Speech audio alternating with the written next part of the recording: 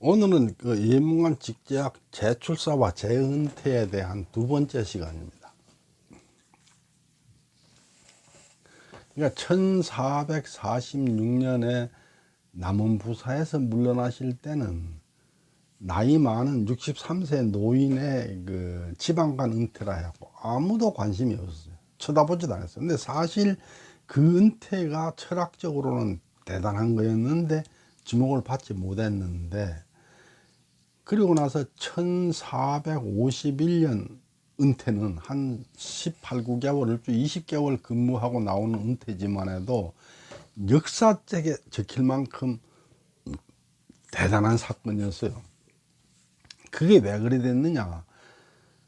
남원부사를 그만두고 영암에 내려가서 촌양로를 지어놓고 존심양성을 실천하던 그것이, 그 일이 이번 은퇴하고 연결돼서 시너지를 만들면서 엄청나게 그 대단한 일이 되는 거죠. 그래서 이제 은퇴를 할 때 한 18, 9개월 하면서도 뭐 역사책에 기록이 나올 정도로 많은 일을 했기 때문에 한 조금만 기다리면 금방 위로 승진할 것 같은데 왜 그만두냐 하고 사람들이 막 말려요.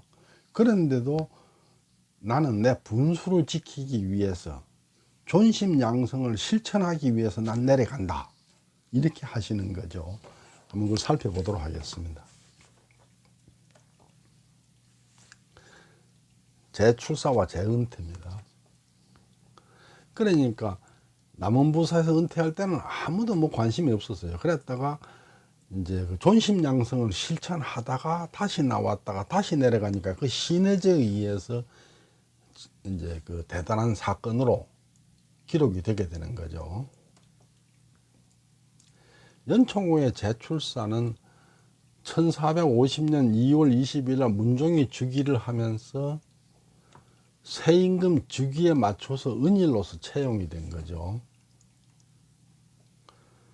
그래서 이제 예문관 직제학으로 출사를 해서 춘추관, 기주관, 공원, 참시관 이런 일을 했어요. 아주 이 춘추관, 기주관이나 공원, 참시관은 이거 아무나 하는 게 아니기 때문에 굉장히 큰 역할을 했는 거죠. 그리고 한 약 20개월, 한 18, 9개월, 20개월 뒤에 10월 29일 날 은퇴를 했어요. 문종실록 1년 1451년 10월 29일 날 보면 10월 29일이 뭐냐면 10월 말일이에요. 예문관 직제학 최덕지가 자신이 늙었다고 말하면서 물러나서 시골로 돌아가기를 원하니 임금께서 도승지 이계전에게 물어서 말하기를, 내가 지난번에 윤대를 할 때 최덕지와 이야기를 나누어 보니 사람됨이 순박하고 진실하며 아직은 그다지 늙어 보이지도 않았었다. 물러나지 말라고 말리는 것이 어떻겠는가 하고 물으니까 대답하기를, 돌아가겠다는 뜻이 이미 결정되었으니 말려도 머물러 있지 않을 것입니다 하니까 그대로 따랐다, 이렇게 역사책에 적혔어요. 당시 최덕지는 나이가 68세였다. 세상에는 나이를 무릅쓰고 억지로 조정해 서려는 자가 많은데 최덕지는 아직 치사할 나이 70세가 되지도 않았는데도 불구하고 스스로 물러나기를 원하니 세상 사람들이 모두 최덕지를 칭찬하였다. 1451년 은퇴는 아직 치사할 나이 이전의 은퇴, 사실은 68세니까 68, 69, 70, 한 3년밖에 더 이상 못 해요. 그냥 은퇴해야 돼. 하지만 3년이면 적어도 아까 제가 말씀드렸듯이 아주 중요한 요직들을 차지한 걸로 볼 때는 얼추 2품관까지도 올라갈 수 있는 거죠. 한 3년 사이에. 그런데도 이제 물러났다 이 얘기예요. 이게 1440년 은퇴하고 맞물려서 시너지 효과를 내는 거예요.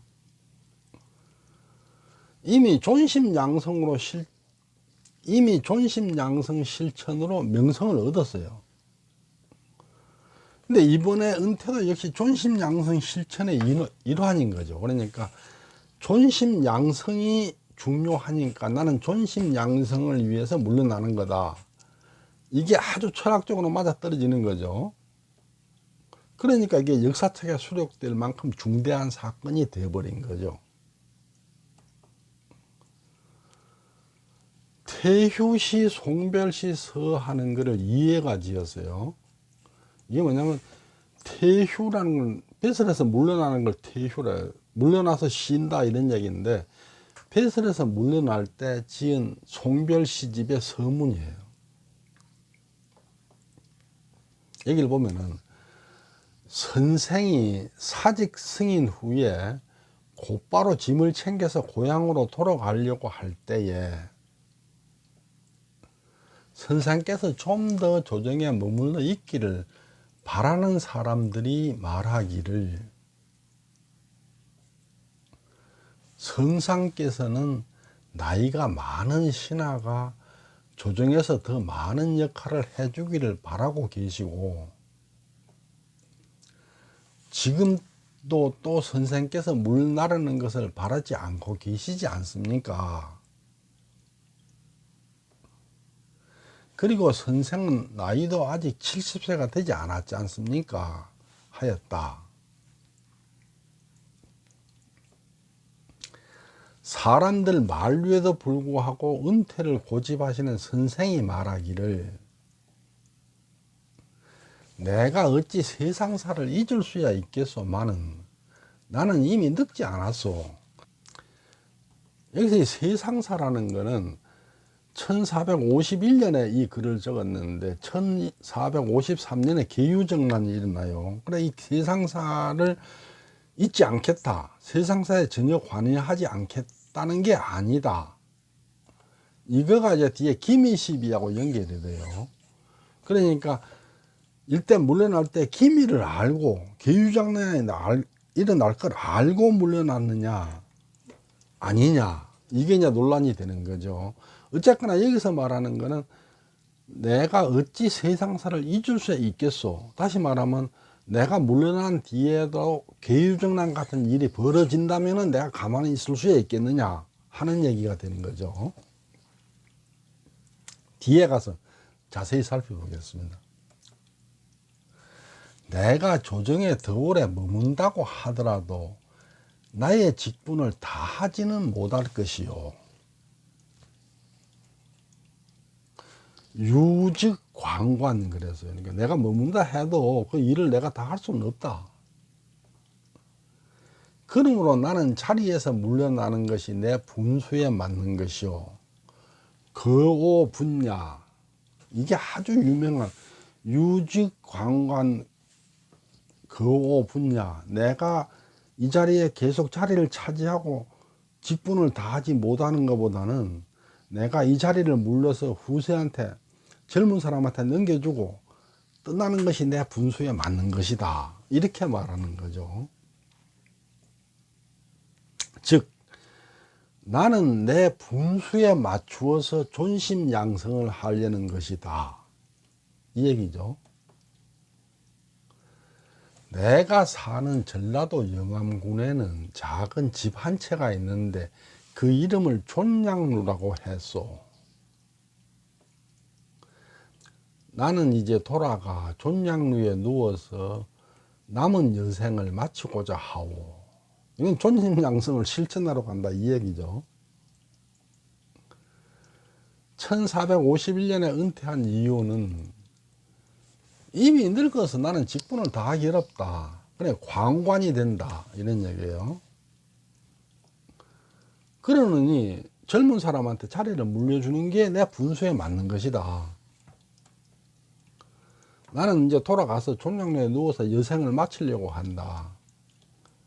즉 내 마지막 과업 존심양성을 실천하겠다. 그러니까 이거는 기미를 알고 은퇴한 계유정난이 날 것이라는 그 낌새를 알고 은퇴한 것은 아니다. 이렇게 말하는 거예요. 이게 지금 상당히 중요한 부분이에요. 뒤에 제가 기미 시비에 가서 그 얘기를 하겠지만 해도 계유정난이 일어날 거란 걸 알고 배설해서 물러나서 몸과 명예를 지켰다. 이렇게 말이 전해오고 있어요. 그런데 여기서 말하는 그게 아니에요.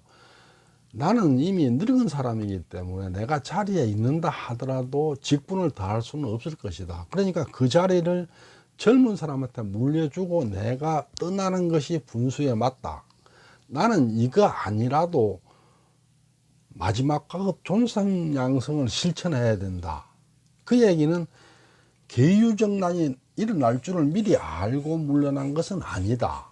이런 얘기죠. 그러니까 기미를 알고 계유정난이 2년 뒤에 일어날 거라는 그 기미를 알고 물러나는 것은 아니다. 그런 얘기예요. 연총공의 재출사와 재은퇴의 그 두 번째 시간을 했습니다. 다음번에는 그 연총공의 은퇴가 병기보신, 그러니까 기미를 미리 알고, 그러니까 미래에 어떤 일이 벌어질지를 알고 몸을 지키려고 물러난 것인가에 대해서 좀 자세하게 살펴보겠습니다. 이건 뒤에 가서 그 기미 시비하고 연결되는 상당히 그 중요한 내용입니다. 거기에 대해서 살펴보겠습니다. 경청해 주셔서 감사합니다.